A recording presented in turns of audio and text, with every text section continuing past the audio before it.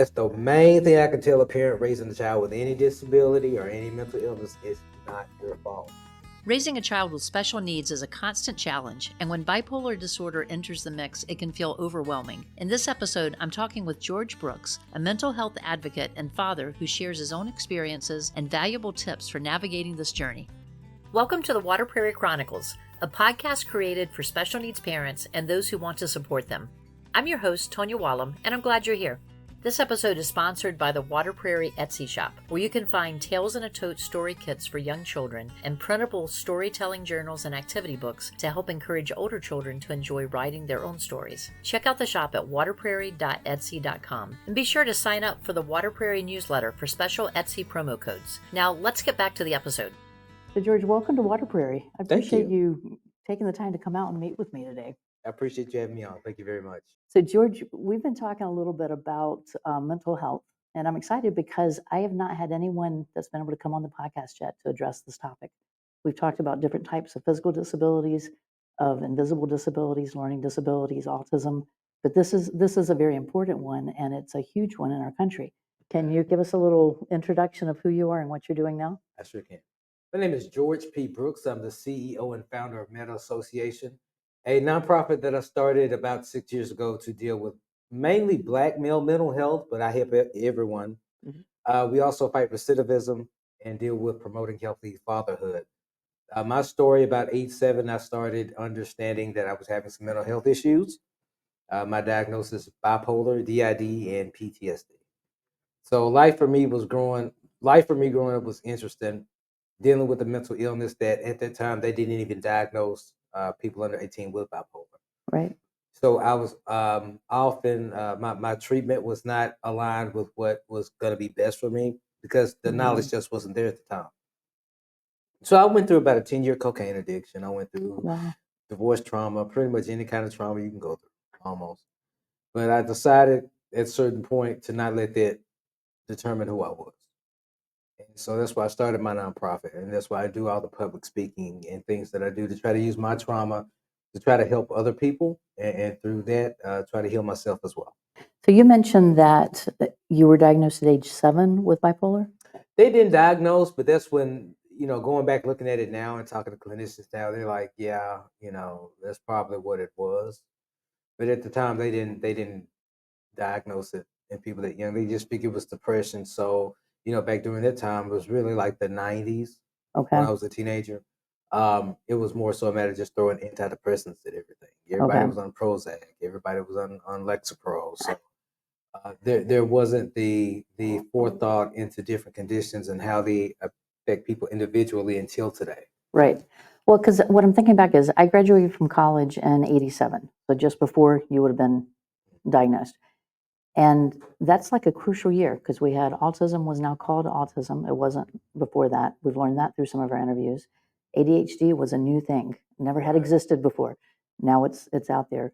We talked about different learning styles where everyone doesn't learn the same. So it's like all of a sudden in our country, at least, and I think around the world, we were starting to recognize there's more to the picture than what we thought it was. Right, and especially with the advent of the internet and social media as well. I mean, just the wealth of information, but also the wealth of misinformation. Yes, that's out there. So I think we're seeing more attention brought on mental health because of the pandemic and what it really did to all of us. Yeah. I think you got people thinking about their own mental health. I think you got people thinking, well, if there's nothing wrong with me, imagine what somebody that has an issue is dealing with. And when that happened, you saw more focus on mental health. You had the George Floyd, which was, stimulating to a lot of us in the Black culture, because we do have to understand too that with those cultural differences, there are going to be differences in terms of mental health, how it's perceived. In my community, it's perceived as a joke, not necessarily a joke, but as a weakness, as a flaw. And what I hope to do in my work is to get people talking. And I feel like once we have those conversations, things will open up. All revolution started with a speech. I was going to say, because all these things that I mentioned, you've got autism, ADHD, and all, they were hidden. Back when I was growing up, it didn't kind of fit in. No one mentioned it. You would hide it, or that child would just kind of stay home, because it was almost like a stigma against the family. But today we talk more. It's that I think I don't. It's not gone yet, but I Right. think we're getting closer to at least opening the door so that we can see that this is just a normal part of life. Life. You Yeah, know, that's. I and every mean, family is touched by this somehow, whether they want to admit it or not. It's out. It's there. right. And And I want people to think more in terms of this too. If you don't have a diagnosable condition, think about how hard life can yeah. be. And imagine dealing with that with a mental illness, one that's not Hmm. apparent that people can't see. So when you're going through something, people can't always say, "Hey, you okay?" A lot of times, when we have a mental illness, we learn how to lie, manipulate, and cover our emotions. Now, the Mm, lying and manipulation comes from this. It comes from protecting yourself. I You could see get that. so used to lying about how you're feeling. What's Hmm. wrong with you? Oh, nothing. Yeah. What's going on with you? Oh, nothing. Or you learn to manipulate people to get them to leave you alone. Yeah. I could see It's that. so much involved in that, and I found that especially with teenagers dealing with mental illness, that's when they really learn those skills that can be inherently negative. Mm, So that's why we need to do more with our young people too. And I'm really proud of this younger generation because they are a lot more talkative when it comes to mental health and a lot more they understanding. do seem to be. Yeah. Yeah, it's more so kind of my generation that's a little bit slow on the uptake, but I think it'll happen in time because it's something that affects all of us. When you mentioned the internet earlier, so the young people today, they grew up with the internet. Right. So they've had access to, I'm feeling kind of off. They can research that and see what might this mean. Or find other people going through the same thing. Yeah. Yeah. So that's a good thing. Just had to be wary of misinformation. I'm a strong advocate for therapy and medication Yeah. and dealing with mental health. I feel like it's part of it. Hmm. I'm not one of these people that's going to sit up and tell you, oh, don't take medication. They have side effects. Well, every medication has Right. side effects. Right. The thing with psych meds, you have to remember they usually take about a month or two to really get in your system Okay. for the side effects kind of abate. But you have to give it a shot. It's not going to cure your mental illness. Me taking my medication does not mean I will not cycle. I will. But it helps me maintain a certain balance to where those instances aren't as bad. Your Hmm. medication is meant to manage, not cure. So does it help you cope with those cycles? Is that, or does it lessen the severity of them? A little bit of both, Okay. actually. Yeah, yeah. They're a little bit easier to manage. With my bipolar, I'm a rapid cycler, so it may go from high to low. Like I could be sitting here Oh, talking to you right now. It may go from high to low, five, okay. six, 7 times. Oh, wow. So you just have to manage it. It's like it's almost like trying to drive a car with no brakes. That's what being Okay. bipolar is like. Driving a car with no brakes, and you might go up a hill slow, but when you come down a hill, it's fast. Mania is something else. So we've mentioned bipolar. Would depression be in that same category as far as mental health? Mhm. Because I'm thinking a Well, lot of our parents may be able to relate to depression. right. Well, depression is actually a part of bipolar, so I'm very familiar with it. Really? But Okay. what bipolar is, you have mood swings. You may go from mania, which is elevated speech, hyperactivity. It comes across as being really happy to being depressed. I think my longest depression was 1 year. Wow. 1 year. I really didn't leave the house for about a year. Wow. Okay. So, but with depression, I think is a lot more common. I think it may be overly diagnosed just because it's typically diagnosed when somebody's going through something. So make sure that you when you talk to your clinician that you're giving him the best information to treat you. A Right. lot of times in mental illness, we don't always tell the doctor everything we're thinking or everything that's going on because we don't want to get thrown in that house for those Right. complications. Right. That's what you need. That's what you need. Yeah. Don't be afraid to go inpatient. You When your know, doctor should be a safe place. Right, your doctor should be a safe place. A lot of times with mental illness, we recognize too when it's like, you know what, I think I need a little stay in the hospital for. And we need to not be afraid to ask for those times. One thing that I think I have interesting perspective of, I was a child raised while growing up with a mental illness by my parents, and I'm raising he's 19 now. Okay. Uh, I'm raising a son that's bipolar. And how old was he when he was diagnosed? 7. So both of you were about the same age. Okay. So, as far as parenting a child with mental illness, patience. Oh, I'll tell you the most important thing. It's not your fault. That's the main thing I can tell a parent raising a child with any disability or any mental illness. It's not your fault. Because we all go through that moment to where we're thinking, man, what did I do? Or this is something I did, or Right. what am I doing wrong? It's just happened. Yeah. We can't control what happens to us, but we can control how we respond to it. So if we don't sit up there and be self-deprecating and beat ourselves up over our child's condition, we can use that energy on trying to educate ourselves more about their condition in terms of being their best advocate. Because as a parent, our first job is to be our child's advocate. So, and that's even if you're without a disability. So we can focus that energy elsewhere. But don't beat yourself up. Don't blame yourself. Don't listen to other family members. Surround yourself with positive people. Somebody's negative, I don't care if it's your mother, blocker. Well, that's something I wanted to ask you. How do we build that supportive community around ourselves? There are different groups. If you can work with your child's physician, their doctor, online, Facebook. You can find groups everywhere and network. So before we were operating under the mindset of our family was everything. Our family is our Right. support system. That ain't Well, necessarily true. some families aren't connected anymore. I mean, even if you are connected, if they're giving a negative vibe that's impeding you taking care of your child, then you need to get away from them because negativity kills. It's tough managing the medication, and you have to. Mhm. Okay, are they having side effects? Is it working? Is it not When working? a Is it growing exhausting? child is going to be changing too. Right. And now I'm dealing with transitioning him into adulthood with a mental illness. So it's Mhm. like, wow, I mean, I actually cried about it one night because I'm so I can only imagine. worried about because I know what he's gonna face. So I'm just trying to do the best I can to make sure he's prepared. Economically, spiritually, physically, emotionally, mentally. I'm just doing the best I can because he's over 18 now. I can no longer raise him at 18. All I can Yep. do is guide him at that point. And I tell him, you're 19 now. You need to be on your own. You need to do this. You need to do that. Because my job as a parent, as a father, to me, is to prepare him for the day that I'm not here. And people don't understand the pressures of raising a child with a disability. I've gotten all the strange looks. I've gotten all the "What did you do?" I've got all "You're not doing this right." Yeah. None of us as parents know what we're doing. We're just kind Yeah. of going off of societal influence and what we were raised by. So Yeah. there's no template or handbook because every child is different. Mhm. And especially you throw in a disability because we have to factor in how that child feels living with that disability. They have their own frustrations, they have their own Oh fears, yeah. and things like that. And I know with my son, him watching me with my bipolar, it was doubly so. But we found ways to cope. Like one thing we always do, it's like we can feel if each other is having a bad day. So it's like, yeah, okay. It's a certain song we send each other every time. It's like if I'm having a bad day, he'll just text this song to me. And we do the same thing. So you learn to develop things, develop rapport with your kids, put those things in place that are going to bring them comfort in times when they don't have it, or in moments where you're not there, or with our parents, the day when we're no longer there at all. Yeah.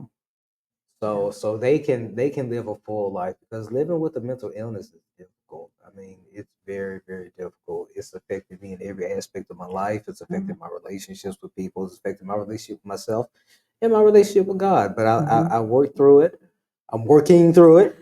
I have to be patient with myself, understand I'm a work in progress. Yep. The potter still has his hand on my clay, Mhm. and just be patient as a parent.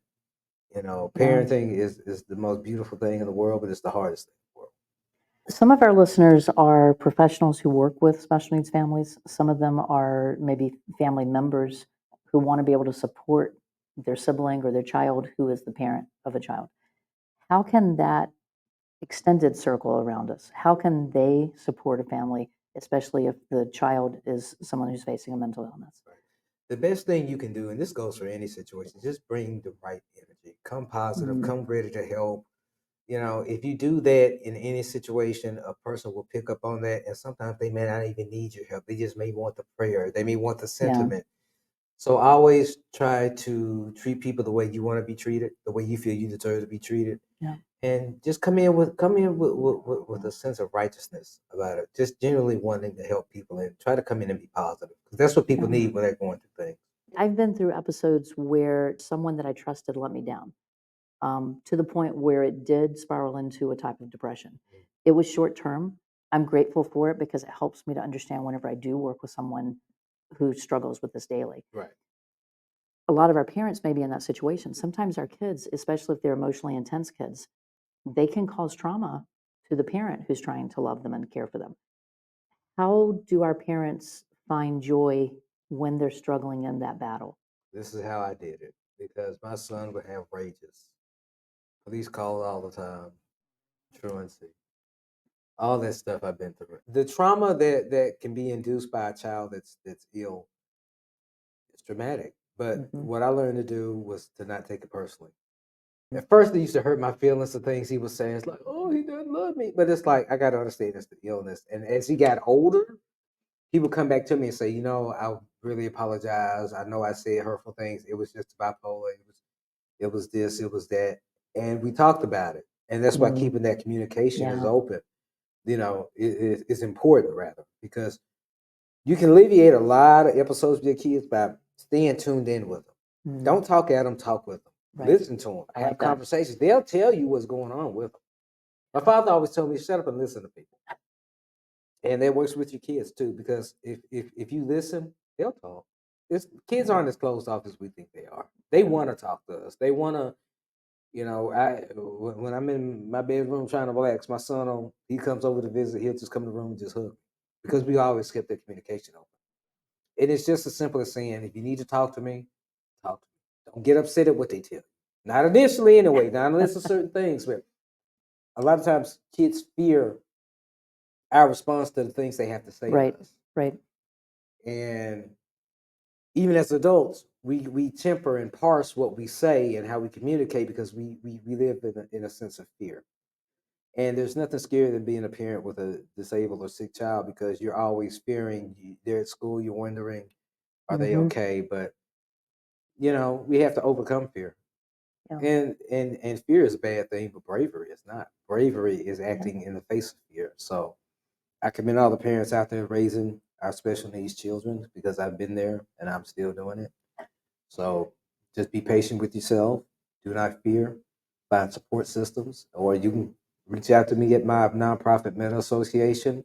If we don't have the resources or the capability to help you at the time, we can definitely find you somebody that can because self care is important.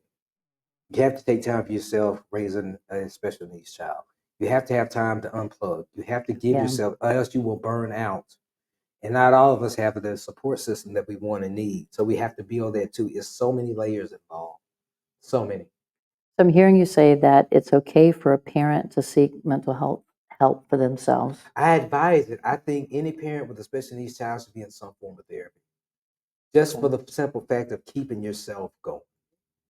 Not saying everybody needs to be popping pills, but a therapist will help. A family therapist will help because you have to think about how it affects other tendrils of the family, other Right. members of the family. But for Yeah. the parent, especially, because at the end of the day, it's all on you Hmm. because your support system can flake on you in a minute. So you have to be ready for that. If grandma they're supposed to pick up little Johnny at 3, but she got drunk at the casino, well then that's on the parent. And people don't get that, you know. So but it's been a journey with me raising my son. And he's my first lieutenant, my firstborn. And he's going through challenges now. The thing about raising a child with special needs is that they soon become a special needs adult, Hmm. and you will run into a lot of arrested development. They may not be progressing as fast as their compatriots, not Yes. because of any lack of ability, but just because that mental illness. It's like trying to run with a broken leg, Mm, and yeah. people don't get that and that's why I'm so passionate about you know dispelling the stigma around it because once we do that, then you have people able to get the resources they need where it is an even playing Right. field. Well, this season I've been the first 2 seasons I did an icebreaker type of thing with my Okay. guests. This year, what I'm doing is I'm having you give advice through repeating a phrase, and then you'll repeat the phrase and finish it Okay. with it. Okay, does that make sense? Yeah. All right. So I have two for you. So I'm going to read it whenever you, and I can even hand it to you if you want to read it. No, you But good. if you'll look at the camera whenever you answer it, so that they know that you're talking to them about this one, because this one isn't for me. So the first one is one thing I wish people understood better about mental health is. One thing that I wish people understood better about mental health is that it affects all of us. Nobody did anything to bring that on themselves. You can't pray it away. You can't wish it away, nor can you act like it does not exist. It has to be treated, and it has to be respected, and it has to be discussed. Excellent. All right, and then the second one is a little bit longer, but you can reword it if you need to. Okay. It's in moments of fear or doubt, I remind myself that parenting a child with disabilities is also about. In moments of fear or doubt, I always remember that raising a child with special needs is about love. It's about taking care of your child. It's about being a parent. It's about being a good member of society. It's about raising a child that even though they may have things that people may see as a deficit, that you can see in them what you want to instill to make sure that they don't have to operate at a deficit. The love and concern and care that you can give them can help improve their chances of living the kind of life they want despite having a disability. So it's really about love. Excellent. I like both of those. So what else are you doing? Well, first of all, you gave us the phone number. Right. Do you have other contact methods? Do you have a website Yes. or? Our website is under construction. It's going to be metaassociation.org, Okay. METTA. You can reach me at 214-810-6518. And you can also email me at gbrooks@metaassociation.org. We also do fundraising. We have a Cash App campaign right now. You can donate at $Meta Association, METTA on Cash App. Okay. We've got some programs going right now. I'm designing a course for young men to address mental and emotional health and things like chivalry and kind of give some coping skills. I'm working on with the Terry Foundation in Lancaster, Texas, on some mentoring programs. We've done food drives before. Of course, I do my public speaking. We've been helping out in some things civically here in Dallas and in Memphis. So we got a lot of stuff going.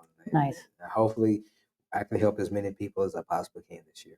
And then you mentioned the podcast. What is Right. that too? I have a podcast called Musings. It's like a little pet project of mine. I'll send you a link to it so you can link to it. But it's just something I do on my phone. Maybe if I have a thought for the day during a moment of prayer, introspection, and meditation, I'll speak on it. And it's usually something related to mental health because I always try to put myself and make sure that I speak up as a person living behind the lens of having a mental illness. Right. Because otherwise, then that makes my message no different than anybody else's. We all have the only thing we have to offer is our testimony. And I'm just offering mine. Excellent. Well, I love what you're doing. I love how open you are about this. I really appreciate you being here and talking about this because I think we definitely need to talk more. Right. It just needs to get there. And this season too, I've put together a panel of experts that we're going to be bringing them in at different times, either through voice recordings or just short little video clips. And George has agreed to be part of that panel. So you're going to be seeing him again. You won't know where or when. So just keep on watching. And I'll put in the show notes the links to all of those and your phone number and everything too. So Okay. so anyone that's listening can reach out.